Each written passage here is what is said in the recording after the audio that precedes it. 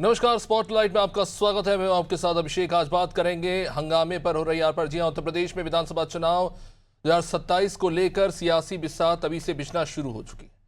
Samajwadi party ने अपने सबसे चर्चित पीडीए फॉर्मूले में अब ब्राह्मणों को जोड़कर एक बड़ा सियासी दांव चला है। इसे इस तरह से देखा जा रहा है।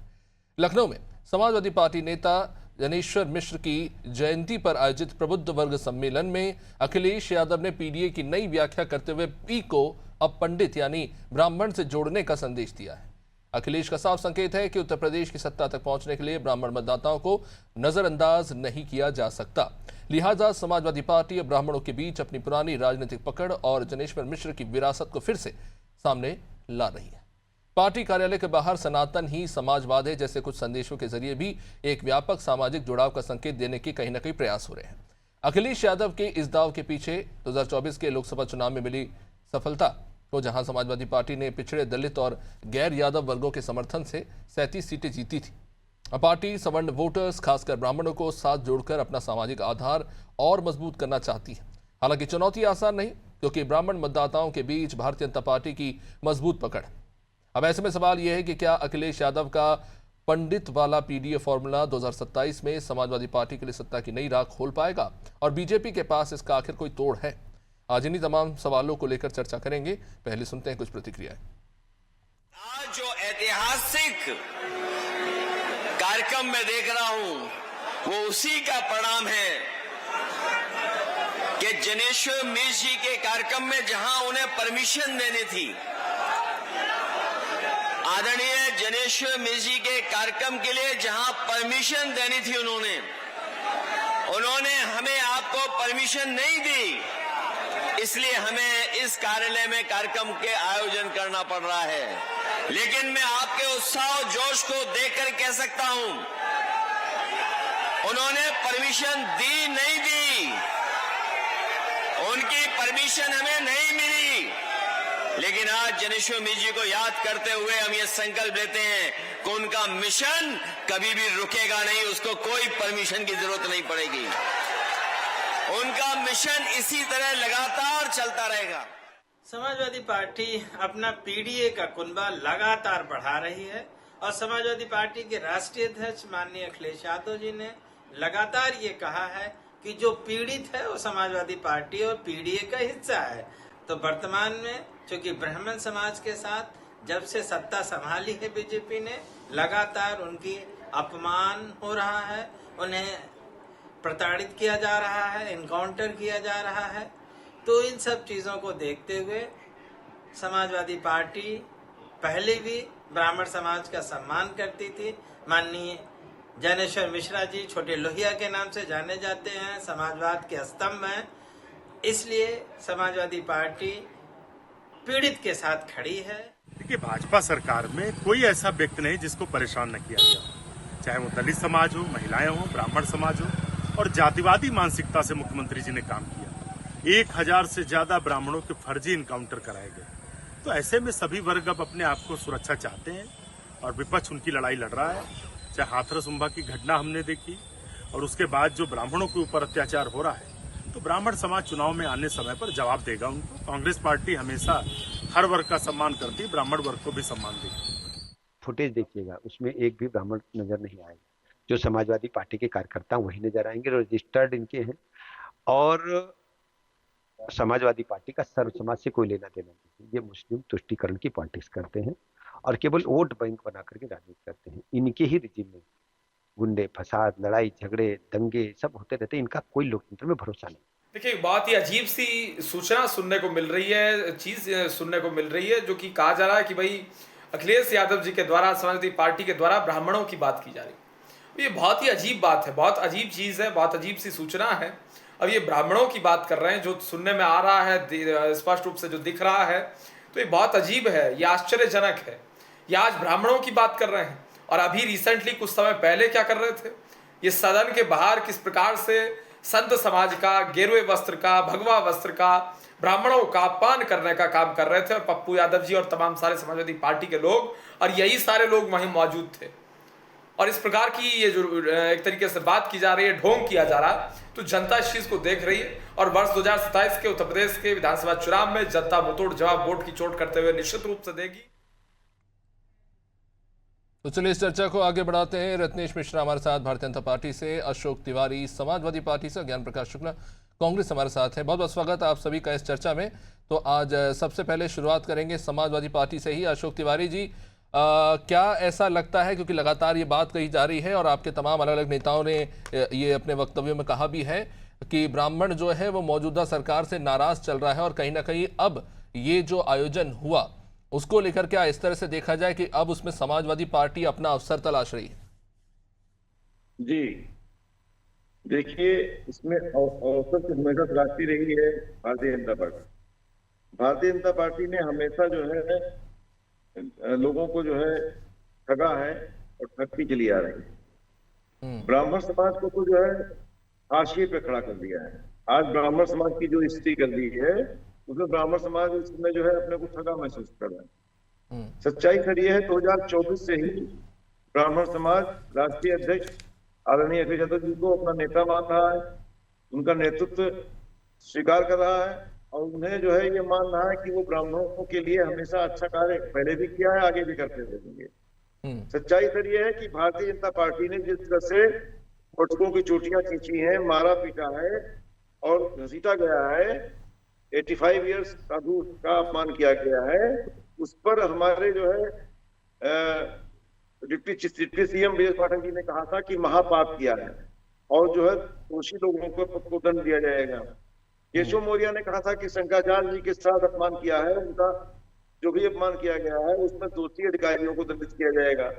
कोई भी दोषी अधिकारी आज तक दंडित नहीं हुआ, न कर्मचारी दंडित हुआ। योगी आदित्यनाथ जी मुख्यमंत्री हैं, ये दोनों डिप्टी सीएम हैं, इनकी चलती नहीं है। ये साबित हो गया कि इनकी बात सुनी नहीं जाती है। और योगी आदित्यनाथ जी चूंकि एक जाति विशेष का ध्यान रखते हैं और एक जाति विशेष से द्वेष रखते हैं, यानी कि भगवान परशुराम जी से भी द्वेष रखते हैं, उनकी जयंती कैंसिल कर दी और विष्णु जी के अवतार ही राम है, विष्णु जी के अवतार ही परशुराम है और राम की जयंती कैंसिल नहीं करी। इसका कालनेमी के रूप में उपजे और जो है कोई अधिकारी दंडित नहीं किया गया। स्पष्ट सी बात है कि ब्राह्मणों का घोर अपमान हुआ इस प्रदेश के अंदर। तमाम ब्राह्मणों की हत्याएं हुई हैं और तमाम ब्राह्मण फांसी पे लाके खड़े कर दिए गए हैं। अशोक जी बीजेपी ये कह रही है कि समाजवादी पार्टी कंफ्यूज है। पहले पीडीए पिछड़ा दलित अल्पसंख्यक था, उसके बाद आपने उसमें ए को अगड़ा बोल दिया, अब आप पी को पंडित बोल रहे हैं। वो कह रहे हैं कि आप कंफ्यूज हैं। आज ये घबराई हुई है भाजपा हाशिए पे आ गई है, भाजपा बहुत ही नीचे गिर गई है, ये बैकफुट पे आ गई है। आज ब्राह्मण समाज हमारे राष्ट्रीय अध्यक्ष जी को हृदय से स्वीकार कर चुका है। आज हम पहले भी कहते आए हैं पीडीए में अगड़ा भी है, समाजवादी अगड़ा है, आधी आबादी है, आदिवासी हैं, पहले भी कहते आए हैं, पीड़ित है, दुखी है, अपमानित है। जो भी पीड़ित है, दुखी है, अपमानित है, वो पीडीए का हिस्सा है। हम सदैव से कहते आ रहे हैं। और ब्राह्मण से ज्यादा पीड़ित कौन है? ब्रजेश पाठक जी तो कह रहे हैं कि जो सम्मेलन हुआ था एक दिन पहले उसमें कोई ब्राह्मण नहीं था, इनके अपने ही लोग थे। अरे उनके कहने से मान लिया जाएगा, वो तो कुछ भी कहते रहे, दोपलाहट में कुछ भी आए बाएं साएं बकते रहे, वो तो आए बाएं साएं बक रहे हैं, दोपलाहट में हैं, आज हाशिए पे आ गए हैं। आज पर अशोक तिवारी जी, अभी आप उनके लिए सहानुभूति जता रहे थे कि उनकी कोई सुनता नहीं है डिप्टी सीएम्स की। नहीं सुनता नहीं है, लेकिन आए बाएं साएं बक रहे हैं क्योंकि वो हाशिए स्टूल मंत्री हो गए हैं। आज स्टूल मंत्री है, केशव मौर्य अपना ही चुनाव हार चुके हैं, ये मैं कह रहा हूँ। और उनको कोई दर गिनती है, उनकी भाजपा में कोई दर गिनती नहीं है। पाठक ऐसे ही बयान आए बाएं देते रहेंगे, उनकी कोई दर गिनती वहां पर नहीं है। चलिए समझने की कोशिश करेंगे। रत्नेश मिश्रा जी क्या कहेंगे इस पर? लगातार ये कहा जा रहा है, अखिलेश जी ने मंच से सीधे कहा कि ऐसा इतिहास में कभी नहीं हुआ कि एक शंकराचार्य को स्नान नहीं करने दिया गया। वहाँ पे एक विशेष आयोजन में चोखा लिट्टी खाने के लिए जो ब्राह्मण साथ में आए थे, आप ही की पार्टी के नेता हैं, वो साथ में बैठे थे, तो इसको लेकर नोटिस जारी कर दिया गया। और बाकी सारी बातें अशोक तिवारी जो कह रहे हैं कि अलग अलग ऐसी कई घटनाएं हुई हैं जिसमें ब्राह्मणों का अपमान हुआ है और वो ये आरोप लगा रहे हैं कि एक वर्ग विशेष का ही आपकी पार्टी में सम्मान हो रहा है और ब्राह्मणों का तिरस्कार हो रहा है। आप तो और सभी साथी पैनलिस्टों को और देश की जनता को मेरी तरफ से जय श्री राम। देखिए अभिषेक समाजवादी पार्टी के प्रवक्ता ब्राह्मणों के मुख्यमंत्री के लिए किस प्रकार की भाषा का प्रयोग किया, इससे पता चलता है कि ब्राह्मणों का कितना। समाजवादी पार्टी ब्राह्मणों की बात करती है तो मैं तो बड़ा आश्चर्यचकित होता हूँ कि इनकी पार्टी का राष्ट्रीय अध्यक्ष कोई ब्राह्मण है तो भैया आएगा आपकी पार्टी। इनकी पार्टी में 14 राष्ट्रीय महासचिव हैं अभिषेक भाई और ब्राह्मणों की संख्या 0 है। इनकी पार्टी के राष्ट्रीय उपाध्यक्ष में ब्राह्मणों की संख्या 0 है और इन्होंने 2022 विधानसभा में कितने ब्राह्मणों को दिया था टिकट, 2027 के 2024 के लोकसभा चुनाव में कितना दिया था ब्राह्मणों का टिकट। इनके 37 सांसदों में से एक है ब्राह्मण, एक सांसद। और ब्राह्मणों की जनसंख्या कितनी है उत्तर प्रदेश में, जनसंख्या के अनुपात में भी ब्राह्मणों को नहीं टिकट दे। रत्नेश मिश्रा जी, ये बात तो फिर समाजवादी पार्टी भी कह सकती है। अभिषेक भाई थोड़ा सा सुन लीजिए शांति से तो। और ब्राह्मणों का समाजवादी पार्टी कितना सम्मान करती है ये भाई 2026 में इनकी पार्टी के राष्ट्रीय प्रवक्ता राजकुमार भाटी ने बता ही दिया था। अभी अगस्त 2026 लेटेस्ट इनकी पार्टी के नेता है शिवराज सिंह यादव, उन्होंने मनुस्मृति और जिम्मेदार ब्राह्मणों को बताया कितना सम्मान करते हैं बताइए। दिल्ली की सरकार में ब्राह्मण IPS मुकुल द्विवेदी की जवाहर यादव ने मथुरा में हत्या की थी और उसके खिलाफ FIR तक नहीं होती। बताइए इतना बढ़िया ब्राह्मणों का सम्मान कौन करता है? नहीं कर पाती भाजपा इतना बढ़िया सम्मान की ब्राह्मण IPS की हत्या करवा दे, ब्राह्मण IAS को कुटवा दे, ब्राह्मण PCS को पिटवा दे, नहीं कर पाती भाजपा। अखिलेश यादव जी तो कह रहे हैं कि विकास दुबे के साथ जो हुआ उसका भी सच एक दिन सामने आएगा। भाई साहब थोड़ा सा सुनिए आप जी, मतलब और एक बात है वोट चाहिए तो ब्राह्मण याद आई और जैसे सरकार बनी तो माफिया भाई भाई ये वाला ब्राह्मण के अम्मा सहाई और तोरे चक्कर में ब्राह्मण अम्मा आई। अखिलेश यादव कतनो आई कतनो चिल्लाई, आज बात है वोट ब्राह्मण के वोट भारतीय जनता पार्टी। तो रत्नेश जी आप फिर ये बताइए कि अचानक ऐसा क्या हो गया कि समाजवादी पार्टी जो है ब्राह्मणों को अपने साथ लेकर जाने की कोशिश कर रही है। इतना बड़ा सम्मेलन, इतना बड़ा आयोजन जो है किया जा रहा है, लगातार हर मंच से अब कहा जा रहा है कि सनातन ही समाजवाद है। ये तो नारा आ गया अब तो। इसके पीछे क्या कारण लगता है बीजेपी को? जवाब दे देता हूँ। मेरी आवाज जा रही है? जी जी आवाज आ रही है। हाँ अभिषेक भाई, मैं मान लूंगा कि समाजवादी पार्टी ब्राह्मणों की बहुत बड़ी इंडस्ट्री। समाजवादी पार्टी अपने 14 राष्ट्रीय महासचिवों में से 7 ब्राह्मण बना दे, उपाध्यक्षों में 50% ब्राह्मणों को दे दे और जब 2027 में विधानसभा का चुनाव लड़े तो अपने कुल सीटों का 40%। अरे पर रत्नेश जी यही बात तो समाजवादी पार्टी कहते रहते हैं कि आपकी पार्टी में भी एक विधायक नहीं है जो प्रतिनिधित्व कर रहा हो अल्पसंख्यकों का। ये बात तो फिर वो भी बोल सकते हैं। अरे भाई तो हम तो खुला कहते हैं अल्पसंख्यक हमको वोट नहीं करता, अल्पसंख्यक हमको वोट नहीं करता। पर आपकी पार्टी में अल्पसंख्यक मोर्चा तो है ना रत्नेश जी? अरे मोर्चा है तो जो लोग हैं उनको हम भेजते हैं, जो हमारी विचारधारा है उनको हम भेजते हैं भाई सदन, उनको हम संगठन में स्थान देते हैं। समाजवादी पार्टी कहते हैं ब्राह्मण उनको वोट नहीं करता, वो ना दे टिकट हम नहीं मांगेंगे। नहीं मांगेगा ब्राह्मण उनसे टिकट, नहीं मांगेगा राष्ट्रीय महासचिव के पद पर अपनी भागीदारी, नहीं मांगेगा राष्ट्रीय उपाध्यक्ष के पद पर अपनी भागीदारी। कहे तो कि ब्राह्मण उनको वोट नहीं करता, जब प्रतिनिधित्व देने की जिम्मेदारी हो तो चीर दो और जब वोट लेना हो तो ब्राह्मण ब्राह्मण ब्राह्मण ब्राह्मण ब्राह्मण, ये नहीं चल पाएगा। मैं कहता हूँ अखिलेश यादव आप मुझे समाजवादी पार्टी के प्रवक्ता बता दें। भाई प्रवक्ता तो ब्राह्मण इसलिए बनाया जाता है क्योंकि प्रबुद्ध है, वो ज्ञानवान है, वो तार्किक सोच वाला है। एक मिनट रत्नेश मिश्रा जी, क्या आप ये कह रहे हैं कि ब्राह्मण ही सबसे ज्यादा ज्ञानी है? ब्राह्मण ही इकलौती ऐसी जात है जो सबसे ज्यादा ज्ञानी है।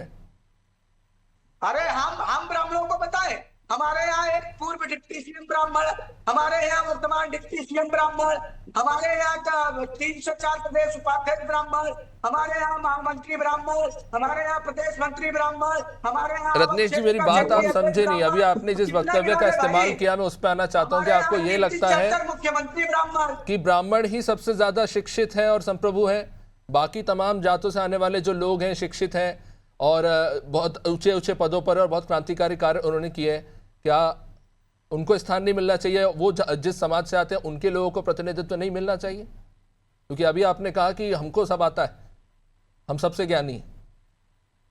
ब्राह्मण तो ऐसे ब्राह्मण तो अपने ज्ञान के ही थ्रू बच्चों को ब्राह्मण तो अपने ज्ञान के लिए जाना। मैंने इसमें क्या गलत कहा? क्या समाजवादी पार्टी मानती है कि ब्राह्मण ज्ञानी नहीं होता? क्या कांग्रेस मानती है कि ब्राह्मण ज्ञानी नहीं होता? भाई भारतीय जनता पार्टी तो मानती है कि ब्राह्मण ज्ञानी और चलिए इस पे वापस लौटेंगे। ज्ञान प्रकाश शुक्ला जी भी हमारे साथ कांग्रेस से जुड़े हुए हैं। ज्ञान प्रकाश जी, तमाम तरह के मुद्दे इस वक्त चल रहे हैं उत्तर प्रदेश में, और जैसा कि हम देख रहे हैं कि कहीं ना कहीं कुछ ऐसे महत्वपूर्ण मुद्दे भी हैं जिनको लेकर फिलहाल हम कह सकते हैं कि इन पर चर्चा हो रही है। बहुत अच्छी बात है, लेकिन एक बार फिर से वही ढाक के तीन पात वाली बात है कि जैसे ही चुनाव नज़दीक आने लगते हैं फिर हम वही जाति और इस तरह के जो सम्मेलन होते हैं वो करने लग जाते हैं। किस तरह से देखिए इसे? आप ही की सहयोगी दल है समाजवादी पार्टी, एक सम्मेलन करती है अचानक से, क्योंकि आरोप ये लग रहा है कि समाजवादी पार्टी जो है जाति का तुष्टीकरण कर रही है। देखिए, ऐसा है कि समाजवादी पार्टी क्या कर रही है वो तो अभी का मुद्दा आपने सामने रखा है। भारतीय जनता पार्टी ने तो केवल जाति की राजनीति की, वर्ग की राजनीति की। बांटो और शासन करो अंग्रेजों का फार्मूला था, वो बीजेपी ने ले लिया, क्योंकि बीजेपी के पास इसके अलावा कोई रास्ता नहीं। हिंदू मुस्लिम, हिंदू मुस्लिम, मुस्लिम हिंदू, तो ये क्या भाजपा क्या बोलेगी इस मुद्दे पर? ब्राह्मण की बात तो कांग्रेस का दृष्टिकोण बहुत स्पष्ट है। हम डॉक्टर अंबेडकर का भी सम्मान करते हैं, वो भी कांग्रेस के थे। भारत का संविधान उन्होंने तैयार किया, उसमें महत्वपूर्ण योगदान दिया। हम डॉक्टर राजेंद्र प्रसाद जी का भी सम्मान करते हैं, अबुल कलाम आजाद साहब को भी मानते हैं। तो कांग्रेस तो इस पे नहीं विश्वास करती कि ब्राह्मण, ठाकुर, बैकवर्ड, शेड्यूल, माइनॉरिटी ये सब किया जाए। हमारा दृष्टिकोण साफ है, योग्यता को सम्मान दिया जाना चाहिए। योग्यता के नाते ही उत्तर प्रदेश की विधानसभा में सीएलपी लीडर है, वो आराधना मिश्रा मोना जी हैं। राज्यसभा में डिप्टी लीडर है तो यूपी से राज्यसभा के सदस्य प्रमोद तिवारी जी हैं। राहुल गांधी भी कश्मीरी पंडित हैं। लेकिन अब इसको आप इस आधार पे, जातिगत आधार पर अगर बांटेंगे तो राजनीतिक और सामाजिक व्यवस्था कहाँ जाएगी? तो मैं इससे सहमत तो नहीं हूं। पर ज्ञान प्रकाश जी, बीजेपी तो ये कह रही कि वहां पे कुछ ब्राह्मण जिन्होंने बैठ के अलग से एक बैठक की थी, उसको लेकर उन्होंने नोटिस जारी कर दिया और कहा कि इस तरह की अनुशासनहीनता नहीं चलेगी। मैं क्या कह रहा हूँ, बीजेपी के प्रवक्ता जी अभी तमाम उदाहरण दे रहे थे। ब्रजेश पाठक जी का उदाहरण उन्होंने दिया, केशव मौर्य जी का उदाहरण दिया। ब्रजेश पाठक जी क्या स्थिति बताइए? ब्रजेश पाठक जी कोई सुन रहा है? ब्रजेश पाठक और केशव मौर्य को तो केवल लगाया गया कि कंट्रोल करो योगी को। योगी जी पर दबाव बनाने के लिए ये दोनों डिप्टी चीफ मिनिस्टर बनाए गए हैं। योगी जी दबाव में आने वाले नहीं। तो ये तो डिप्टी चीफ मिनिस्टर जो दोनों हैं, चाहे ब्रजेश पाठक जी हो चाहे ये केशव मौर्य जी हो, ये तो सिगुफा है भाजपा के। खेत में बिजुका खड़ा किया जाता है जानवरों को डराने के लिए, तो वो ब्रजेश पाठक की हैसियत है, वो केशव मौर्य की हैसियत है। नहीं, पर आप कन्वीनियंट के हिसाब से पाला बदल लेते। अशोक जी ये कह रहे थे कि वहां पर जो है योगी आदित्यनाथ जी सिर्फ एक ही वर्ग की पैरवी करते हैं, आप कह रहे हैं कि वो दोनों जो है वो किसी काम के नहीं है, शगुफा है। हाँ है शगुफा। आप देखिए ना, तस्वीर उठा के देखिए, केशव मौर्य जी कोई सुन रहा है? ब्रजेश पाठक जी कोई सुन रहा है? स्वास्थ्य मंत्रालय को दिया है मैं आपके पास आऊंगा। ज्ञान प्रकाश जी, आप कह रहे हैं कि योग्यता के आधार पर चुनाव होना चाहिए। बीजेपी कहते हैं कि समाजवादी पार्टी जाति की राजनीति करती है, और कांग्रेस में ये होता है कि जो उनका चाहता है टॉप लीडर का, उनको पद दे दिए जाते हैं। ऐसा नहीं, ऐसा होता तो मल्लिकार्जुन खड़गे जी राज्यसभा में विपक्ष के नेता न होते। आप इसको देखिए ना, कांग्रेस का, कांग्रेस ने कभी इस आधार पे वर्गीकृत नहीं किया कि जाति और धर्म और मजहब के आधार पे हम लीडरशिप को प्रोटेक्ट करते हैं। हम लीडरशिप को प्रोटेक्ट करते हैं कि कौन उसकी क्षमता, योग्यता रखता है। जैसा अभी आपने खुद कहा, भाजपा प्रवक्ता जिससे आप पूछ रहे थे कि क्या ब्राह्मण ही ज्ञानी है? तो ब्राह्मण पूज्य है, ब्राह्मण हर दृष्टि से विचारवान है, लेकिन इसका तात्पर्य नहीं है कि अन्य लोग विचारवान नहीं है, अन्य लोगों की योग्यता नहीं है। ठीक है, हर जाति वर्ग में एक समानता होनी चाहिए, निश्चित रूप से सही बात है। जी रत्नेश जी, आप कुछ कहना चाह रहे थे, लेकिन मैं इसमें एक चीज और जोड़ना चाहूंगा कि आज हम एक चीज देख रहे हैं, जो स्टूडेंट्स हैं और तमाम अलग अलग वर्ग से लोग एकजुट होकर आ रहे हैं अब रोजगार के लिए और पेपर लीक के मामलों को लेकर जो समानता की मांग वो कर रहे हैं, कहीं ना कहीं वहां पर आपकी सरकार बैकफुट पर नजर आती है? किसकी? कांग्रेस की? नहीं, ज्ञान प्रकाश जी, मेरा रत्नेश मिश्रा जी, बीजेपी से सवाल था। नहीं, रत्नेश जी से सवाल था मेरा। कांग्रेस सरकार है। देखिए, समाजवादी पार्टी के हमारे कांग्रेस के साथी कह रहे थे कि अभी जी वो संविधान को मानते हैं।